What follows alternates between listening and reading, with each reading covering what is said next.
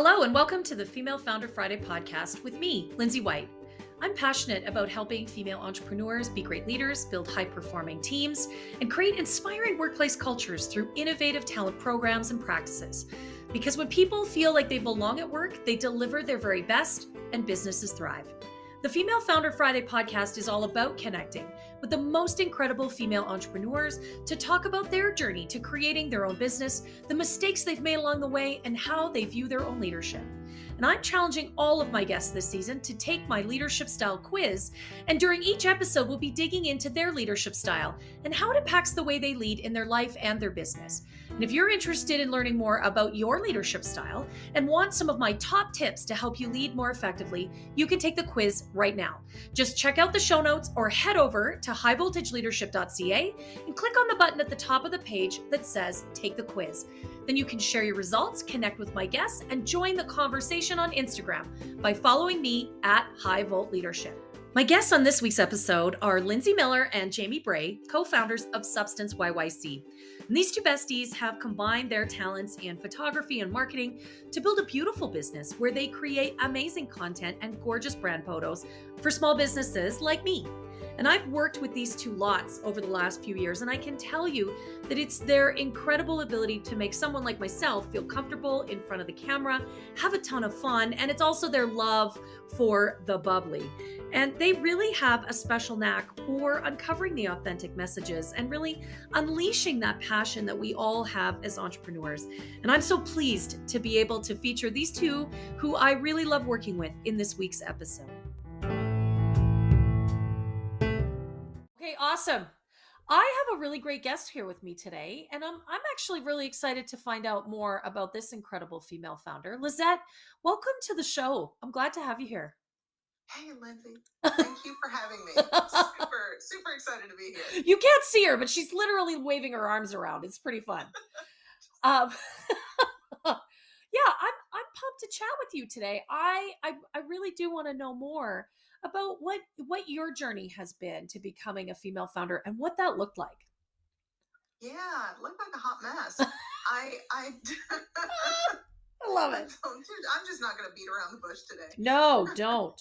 I didn't anticipate to be a female founder. I mean, obviously I'm female, but yeah. I didn't really set out to found anything. I think to a certain extent, it found me, and my clients found me, and that's kind of been my story. Is I've landed here, and I'm here to serve. I love that. I really like how you said that. You didn't set out to found anything. It found you. That's brilliant. We are copyrighted trademark. That is genius. I love that a lot. I love it. Well, okay, so tell us, how did you fall into this then? Like what did that look like? Yeah, so for me, I set out to when I went back into, so I had a break in my career journey, and when I went back into the workforce, one of the things that I did is I got an executive coach. It was just one of the first things that I did, and I started climbing that proverbial ladder, and I ended up on a leadership team. I ended up with a team. And in doing that, I said, I kept doing the whole coaching thing because it obviously was working for me. And then I wanted to be a better manager and be a better leader. So I went and I got the coaching training and started coaching my people, then started coaching a bunch of other people, and then started realizing, oh my gosh, I'm really, not only am I really good at this, I am serving people in a way that I hadn't anticipated that fed me as well.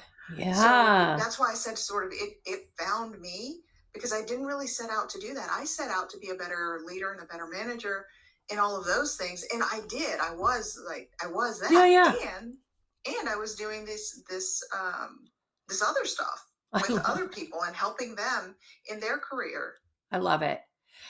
I absolutely, I love it, because I think like it's just that you found coaching because you wanted to be a better leader, and that it's actually taken over your life. It sounds like in a lovely way, like not in a destructive way, but no, but I wish more leaders really set out on the journey with that as a motivation. Like I genuinely wish to lead more effectively.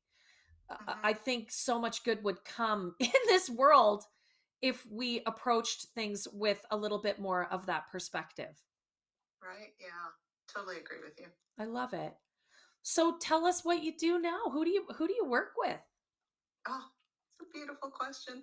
So I work with leaders. I work with a lot of emerging leaders, and because there's a whole slew of people who have witnessed sort of poor modeling of exactly what you just said. Yeah. Poor modeling of leadership, or they're in a position that they can't get ahead, like they're running on the hamster wheel. Yeah. Right? And that little hamster wheel where you run, and oh look, I'm in the same spot. Let me run. Oh, I'm in the same spot. Yes, it's true. Wait, let me run harder. Yeah. And then same, repeat, rinse and repeat. So I work with a lot of emerging leaders to equip them with skills, to equip them with, there's a lot of times there's a lot of fear, especially with the marketplace as it is today, of like, oh, I've got to do whatever I have to do, right, to stay here. And there's a lot of fear in taking that next step.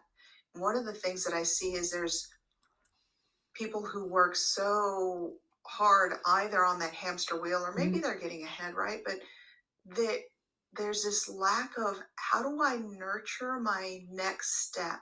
Yeah. Whether that next step is right here in the company to get myself promoted. Yeah. Or that next step is, how do I take that next step either outside, or how do I find my passion, my thing, my side gig, and how do I nurture it without getting fired or risk losing my job? So those sorts of things. Yeah.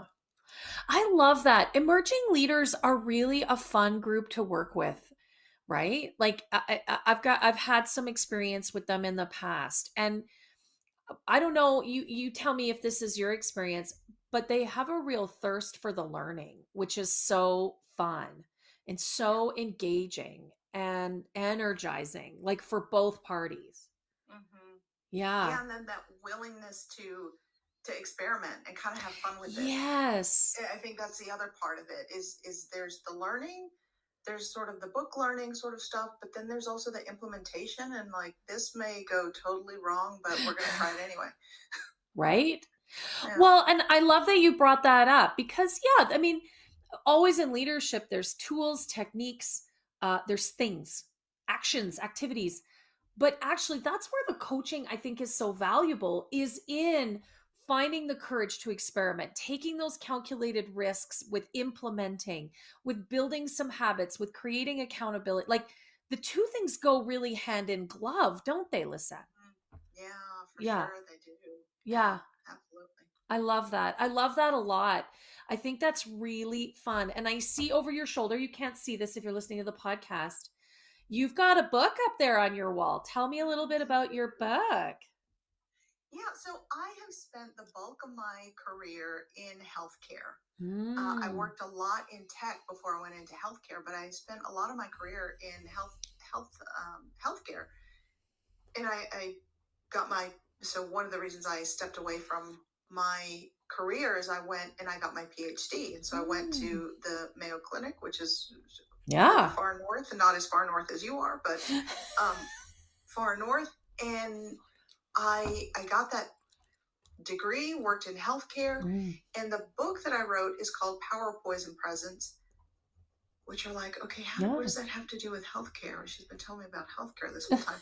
Well, I work in Power, Poise, and Presence. What in the heck does that have to do with healthcare? But I'm also in this whole leadership development space. Yeah. And so the book is on the crossroads. It's sort of the fusion of healthcare and leadership development, because I take this concept of biomarkers, which I've built my career on, and biomarkers are all those wearables that we wear, right? Yeah. What's your heart rate? What's your blood pressure?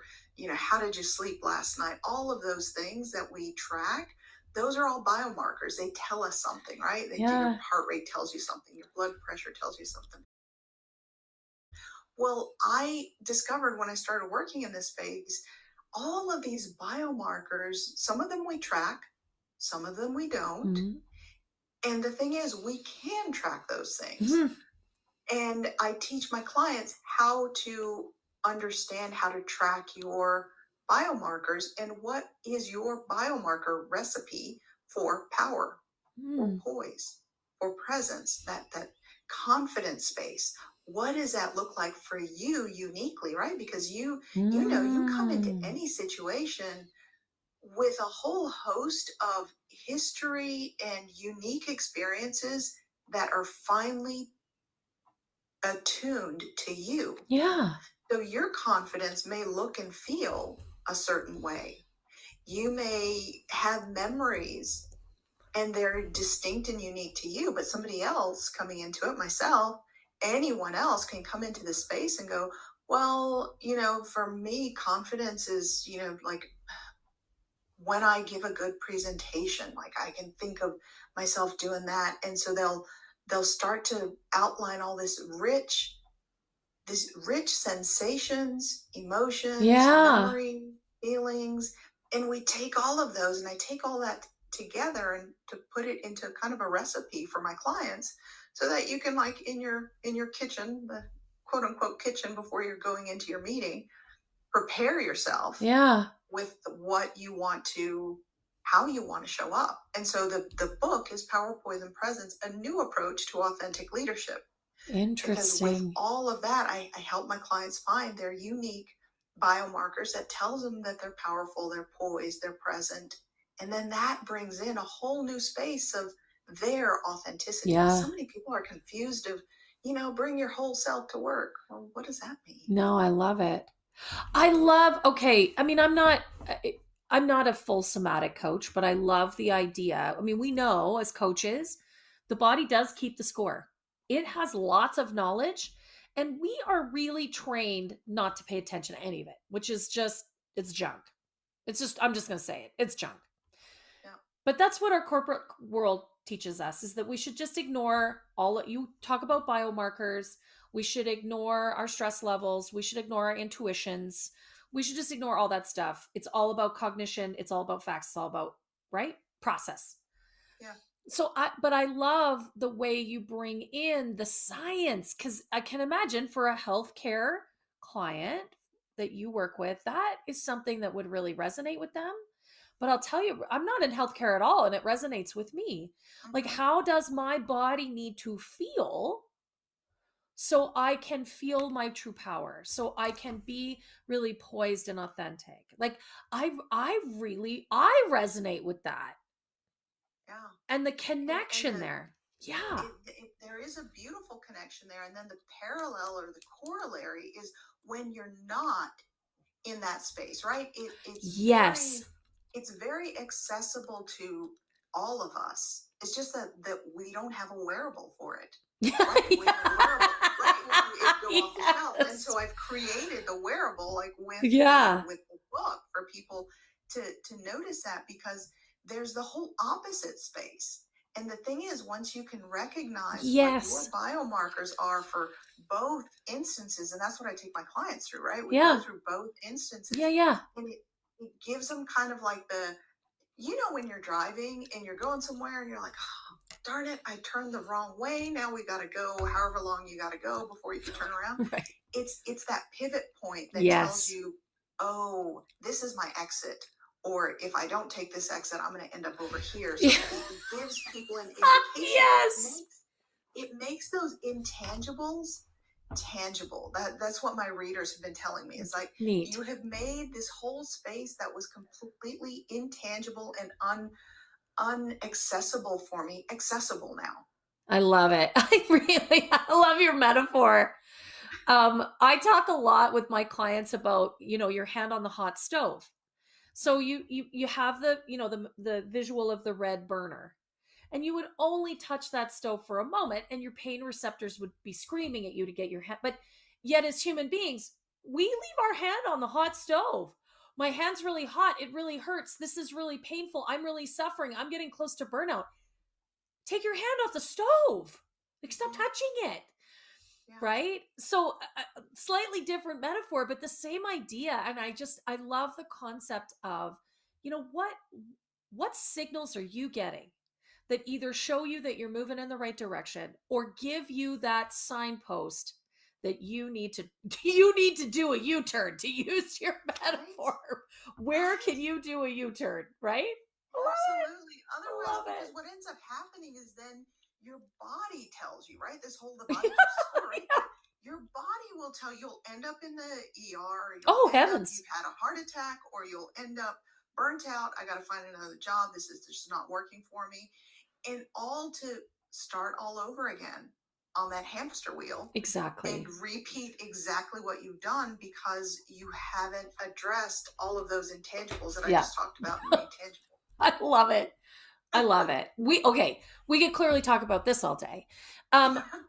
Moving on, we're going to talk next about Lizette's leadership style. She's taken my leadership style quiz.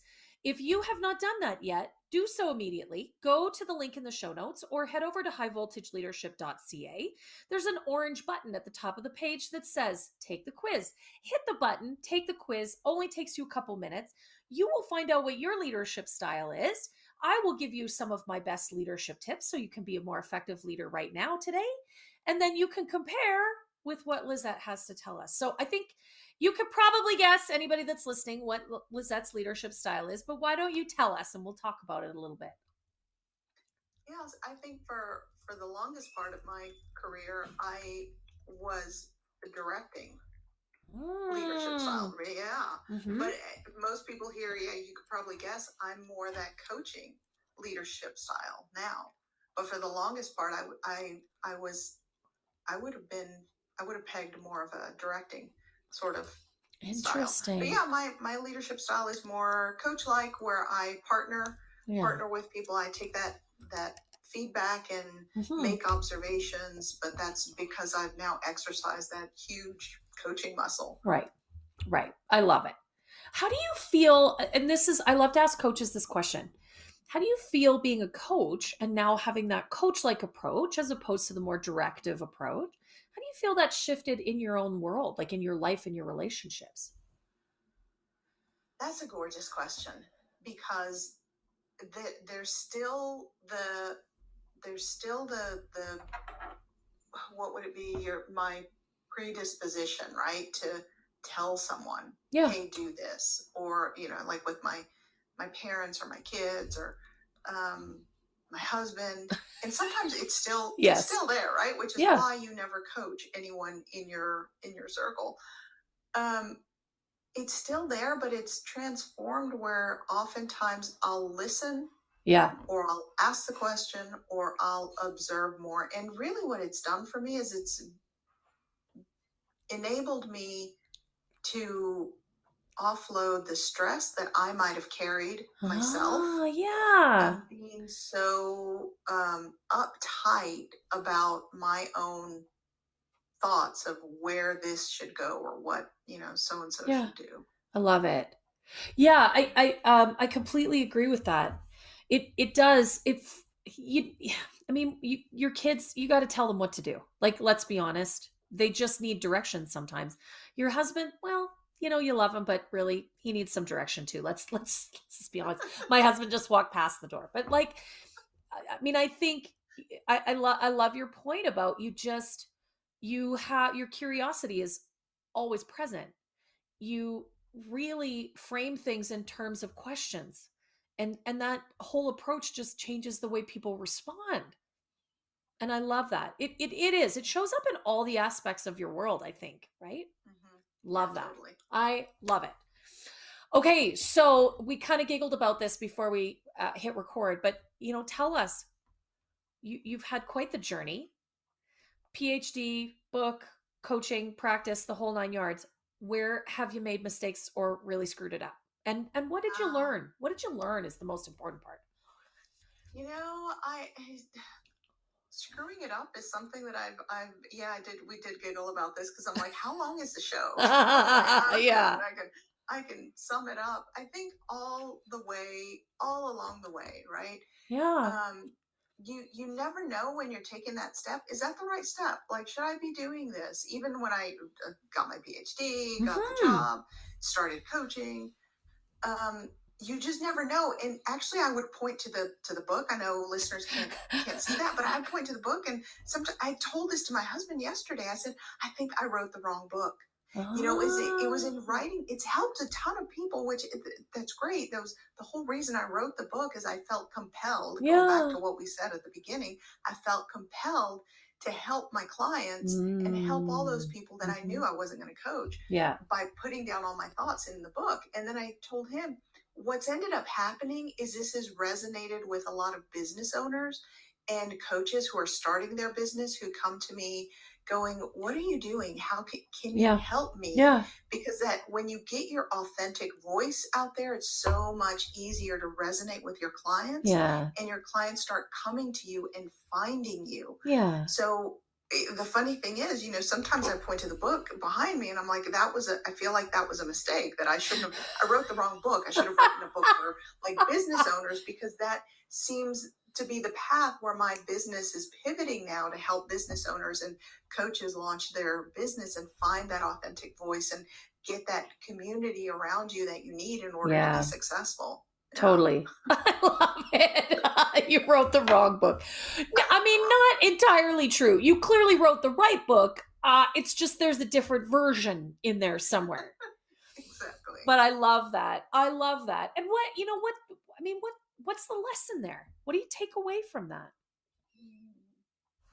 Yeah, I guess the lesson is the lesson that's in all things that you kind of think that are mistakes. You won't know till you know. Like, you won't know till you do it. So just do it. That is beautiful. You won't know until you do it. Like, it's only a mistake in hindsight. And even then, it's not a mistake because you've learned something. Right? So it's exactly why I always ask sort of the follow-up question, because it's part of the journey, isn't it? It's part of the experience. I like to say that there's always a gift or an opportunity. And that comes from my positive intelligence practice. And now it sounds a little Pollyanna, a little floofy. Sometimes you don't see the gift or the opportunity immediately, depending on the circumstance. I'll just clarify. But if you can reframe any of those mistakes or missteps or screw ups in a way that you can learn from them, a way that you can see what else is possible. I do believe that even if I wrote the wrong book, well, what's the gift or the opportunity? Well, I guess I get to write a second book, right? I get to talk to a whole new audience. There's always a gift. You're always going to learn something. There's always an opportunity. There's always a way to move forward. You have to be able to frame it in that way, so that you can find those things. Right? 100%. Yeah. 100%. And it makes the journey better. Right? I can think to a time where I there was a business decision that was made, and it affected our group, and it affected so many lives. And at the time, our entire leadership team was like, I can't believe this is a decision that's been made. And at the time, it was very painful. It was very painful for all of us. But in reframing it of, look what we built in the time frame that we had. Look, we were so proud of everything that we had done. We found landing spots for everyone. And we were then able to sort of say goodbye and let it go for what had been and what we had done, in order to launch our next, okay, now where do we go from here, sort of thing. Yeah, it's true. I read a statistic the other day that we think between 50 and 70,000 thoughts a day, and about 80% of those thoughts are negative. Wow. Even if you can reduce 80 to 60, or if you could shift out of that 80% more quickly, more effectively, to see the gifts, to find the opportunities to move forward in a more positive way. Like the impact would be astronomical in your world, not just in your business or your leadership, but in your whole existence. Yeah, totally. Totally. Couldn't agree with you more. Yeah. Okay. And shameless plug, because we're both coaches. If you're struggling with that, if that's something that you're getting caught in that 80% negative thoughts, one of the best ways to get out of that negative spiral is to get a coach. Now, find one that's qualified, find one that you fit with, find one that can serve you the way you need, that is really, and Lizette, you've said it several times, find one that is in service of you, not in service of their own 12-step plan or framework. Let's just be clear. Find one that is in service of you, and spend the time and spend the money, because it will never fail you if you find the right person. She's nodding. Oh so this resonates with her too. Yeah, totally. I had a client who I coached with, it was a couple of years ago, found me and told me, Lizette, I'm still unpacking some of the what we had worked together on, like the tools and techniques and things that we developed. I'm still using them today. And that's like a couple of years later. Well, and isn't that amazing? First of all, what a remarkable testament to the impact that you have on your clients. That's what gets us up in the morning, right? I mean, to be fair, Lizette and I are trying to make a living doing this, but really what fuels us is that feedback is what juices us. But also, what a testament to the reality that coaching can shift your life. It is the practice, it's the conversation, it's tapping into the somatic pieces, listening to your body, listening to those, understanding those biomarkers. I love the way you frame that. That's what coaching will help you do, is really think and see your world and your behavior differently. Those are the pieces that impact the change. And then a coach is there to help you manage and navigate that change. Hold you there so you can do that work that you maybe wouldn't do all by yourself, right? Like, let's be honest. It's hard work. We probably wouldn't get into that. Okay, so we've done our shameless plug. I absolutely love it. Lizette, this has just been such a pleasure chatting with you today. Thank you so much for coming on the podcast and being a guest. It's just been wonderful. Thank you for having me. It was a wonderful conversation we had today. Yeah, it really, really was. And I really appreciate it. It's just been amazing.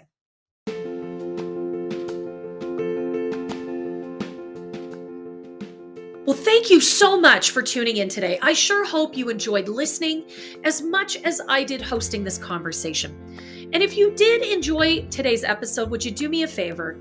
Would you give the episode a 5-star review and share it with all of your friends? I would really appreciate that. I've got a goal to impact 1,000 female founders, and with your help, we can really amplify this message. Thanks again for being a part of the show, and don't forget to connect with me and all of my guests on Instagram at High Volt Leadership. We'll see you next Friday.